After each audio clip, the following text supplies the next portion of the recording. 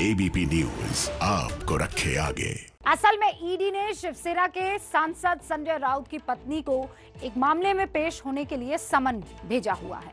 ये पूरा मामला एक जमीन की खरीद और पीएमसी घोटाले के मुख्य आरोपियों से जुड़ा हुआ है। संजय राउत ने आज अपने चिर परिचित अंदाज में प्रेस कॉन्फ्रेंस की, बीजेपी को खुलेआम चेतावनी दी कि उनसे पंगा ना ले। ये भी कहा कि मैं सारा नशा उतार कर रख दूंगा। यानी आरोप ये है कि ये सब बदले की राजनीति के लिए किया जा रहा है। सच्चाई क्या है ये तो ईडी की जांच के बाद सबके सामने आ ही जाएगा, लेकिन एबीपी न्यूज ने पड़ताल करके इस पूरे मामले को आपको आसान शब्दों में समझाने की कोशिश की है इस रिपोर्ट के माध्यम से। आप देखिए, आप मुझसे पंगा मत लेना, आप मुझसे पंगा मत लेना। मैं देखता हूँ, मैं नंगा आदमी हूँ, मैं शिवसैनिक हूँ बाला साहब ठाकरे का। पैसा चोरी का है, हिसाब तो देना पड़ेगा। कंपाउंडर से नहीं, एमडी डॉक्टर से आप दवा लीजिए। राजनीतिक मामला के लिए ये इस्तेमाल किया जाता है ईडी और सीबीआई का। जो भी कोई भारतीय जनता पार्टी के धोरण के खिलाफ में या उनके नेता के खिलाफ में बोलेगा, उसके पीछे ईडी की चौकसी लगाना। भारतीय जनता पार्टी के कुछ बंदर यहाँ है जो उछल रहे हैं हमारे नाम से। बंदर जब क्या बोलते, बंदर जब दारू पीता है ना तो ज़्यादा उछलता है। मैं आपकी नशा उतार दूंगा। मेरा नाम संजय राउत है, मेरा नाम संजय राउत है। उनको भी पता चलेगा किससे पंगा लिया है।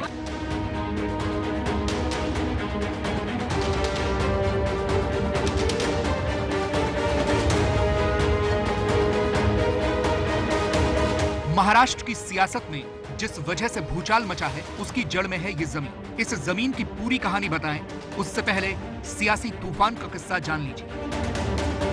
इस कहानी के दो सिरे हैं। एक सिरा पकड़ने के लिए ईडी दफ्तर से जानकारी जुटाई है जांच एजेंसियों की खबर आप तक पहुंचाने वाले संवाददाता ओम प्रकाश तिवारी ने, और दूसरा सिरा खोजने के लिए मुंबई से 125 किलोमीटर दूर अलीबाग के किहिम गांव पहुंचे संवाददाता मृत्युंजय सिंह। लेकिन दिल्ली से अलीबाग तक की पड़ताल और जांच से पहले आपको बताते हैं मुंबई में क्यों उठी इस जमीन की ज्वाला। 10 साल पुरानी एक केस निकाला है ईडी ने,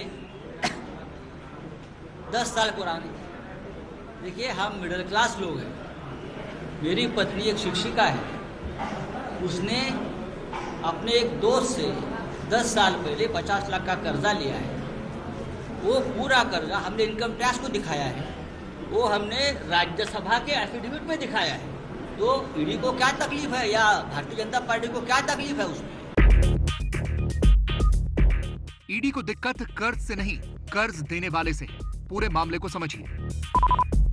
संजय राउत के परिवार के प्रवीण राउत से करीबी संबंध है। संजय राउत की पत्नी वर्षा राउत को प्रवीण राउत की पत्नी माधवी भाभी कहती है।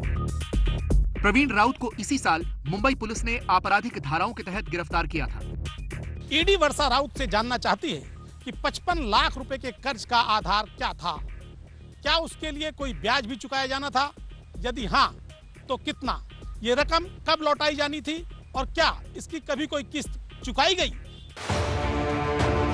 ईडी के एक आला अधिकारी से संवाददाता ओम प्रकाश तिवारी को खबर मिली कि प्रवीण राउत की मुंबई के गोरेगांव में गुरु आशीष कंस्ट्रक्शन कंपनी है। प्रवीण राउत की कंपनी के साथ माढ़ा ने 600 फ्लैट का करार किया था। फ्लैट विस्थापितों को देने थे, लेकिन आरोप है कि प्रवीण राउत की कंपनी ने फ्लैट बेच दी। प्रवीण राउत के नजदीकी पीएमसी घोटाले के मुख्य आरोपियों वाधवान बंधुओं से पता चली ईडी 4,355 करोड़ रुपए के पीएमसी बैंक घोटाले की जांच कर रही है। जांच के दौरान ईडी को पता लगा कि प्रवीण राउत की पत्नी ने संजय राउत की पत्नी को 55 लाख रुपए का कर्ज दिया है। ईडी सूत्रों के मुताबिक इस बारे में प्रवीण और उसके परिजनों से भी पूछताछ की गई थी, लेकिन अब तक की पूछताछ के दौरान ये 55 लाख रुपए आखिर वर्षा राउत को क्यों दिए गए, इसका संतोषजनक जवाब ईडी को नहीं मिल सका है। यही कारण है कि वर्षा राउत को पूछताछ के लिए बुलाया गया है। ईडी के एक आला अधिकारी के मुताबिक वर्षा राउत को इसके पहले भी 2 बार सम्मन भेजे गए थे, लेकिन वो दोनों बार ईडी के सामने पेश नहीं हुई। जो डॉक्यूमेंट्स के बारे में ईडी ने मुझे पत्र लिखा था, वो डॉक्यूमेंट्स हमने 2 बार उनको भेज दिया। जो जो उनको कागज चाहिए वो हमने दिए। इस देश में करोड़ों के घपले हुए हैं। ईडी वहाँ तक पहुँचने के बाद छोड़िए, सोचा भी नहीं ईडी ने क्या कोई इंक्वायरी करनी चाहिए। लेकिन 10 साल पहले 50 लाख हमने कर्ज लिया था, उसके बारे में ईडी को बहुत अचानक इंटरेस्ट जाग उठा है। 10 साल पहले 55 लाख रुपए का कर्ज संजय राउत की पत्नी ने क्यों लिया, अब ये जानने के लिए संवाददाता मृत्युंजय तिवारी ने पड़ताल शुरू की।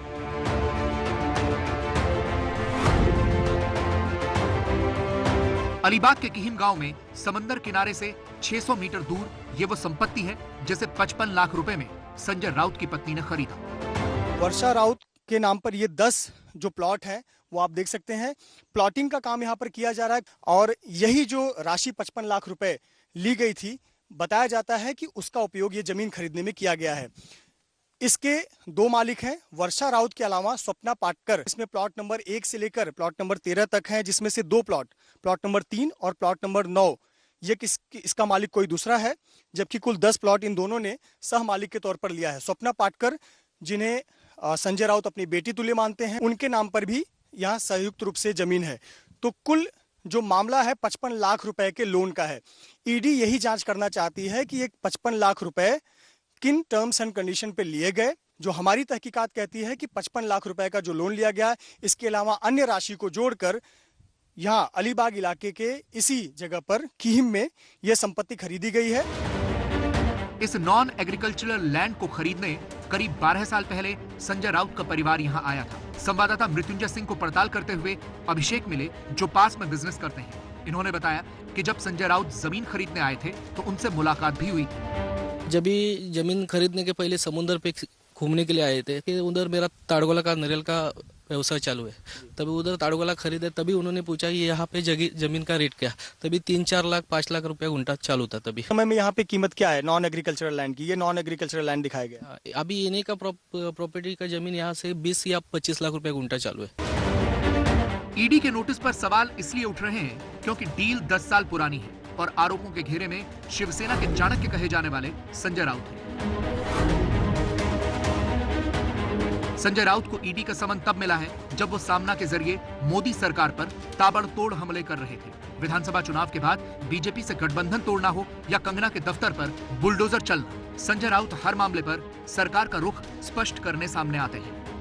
शिवसेना के साथ जो बातें तय हुई थी चुनाव से पहले, वो मानने को ही तैयार नहीं बीजेपी, तो कौन सा रिश्ता रहता है?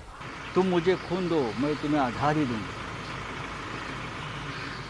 अभी नया घोषणा मैं देख रहा हूँ, तुम मुझे वोट दो, हम तुम्हें वैक्सीन देंगे। जो कंगना बोल रही है ये लड़की, जी सर, ये सिर्फ उसका मुंह है, पीछे से कोई अलग लाउड स्पीकर चल रहा है। लेकिन इस बार आरोप सीधे उन पर लगे तो महाराष्ट्र सरकार के मंत्री से लेकर गठबंधन के सहयोगी तक सब इसे बदले की कार्रवाई बता रहे हैं। कोई भी व्यक्ति अगर केंद्र सरकार के किसी कानून के बारे में या केंद्र सरकार के खिलाफ बोलता है तो उसके ऊपर इस तरीके से कार्रवाई हो जाती है। जानबूझकर जैसे राउत साहब के वाइफ को, मेरे बच्चों को उन्होंने नोटिस भेजा, वैसा नहीं भेजते हुए अगर हम राजनीति में हैं तो हमारे साथ ही उन्होंने बात करना चाहिए।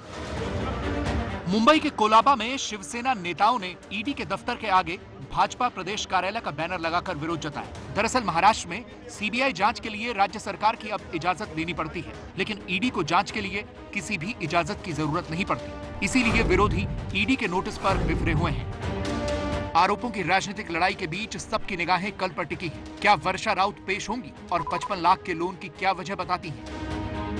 क्योंकि मामला सिर्फ कर्ज का नहीं, उस परिवार से कर्ज लेने से जुड़ा है जिसकी नजदीकियां लाखों लोगों के करोड़ों रुपए फंसाने वाले पीएमसी घोटाले के आरोपी से है। Punjab and Maharashtra cooperative bank जो कि चर्चा में है, जो सैकड़ों लाखों जो डिपॉजिटर्स हैं उनके पैसे फंसे हुए हैं। लोग आए दिन आंदोलन करते रहते हैं क्योंकि घोटाले की वजह से यह बैंक में फिलहाल वित्तीय कारोबार बंद है।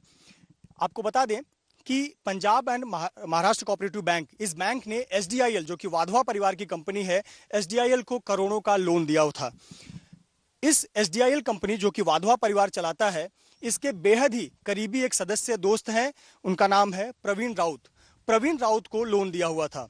कथित तौर पर एसडीआईएल ने यह पैसा प्रवीण राउत को दिया हुआ था। प्रवीण राउत की पत्नी है माधवी राउत, जो कि संजय राउत के परिवार की बेहद करीबी बताई जाती हैं। माधवी राउत ने अपने बैंक के अकाउंट से 55 लाख रुपए संजय राउत की पत्नी वर्षा राउत को दिया था। यह लोन के तौर पर 55 लाख रुपए दिए थे और इसी 55 लाख रुपए का जो ये राशि है उसका उपयोग वर्षा राउत ने अलीबाग इलाके में इस संपत्ति को खरीदने में किया। तो ईडी के ये सोर्सेस बता रहे हैं कि 11 दिसंबर और 20 दिसंबर को 2 नोटिस दिए गए, लेकिन मेडिकल वजह बताकर वर्षा राउत नहीं आई। अब तीसरे समन के लिए संजय राउत की पत्नी वर्षा राउत सुबह 11 बजे ईडी में पहुंचे, ऐसा समन में कहा गया है।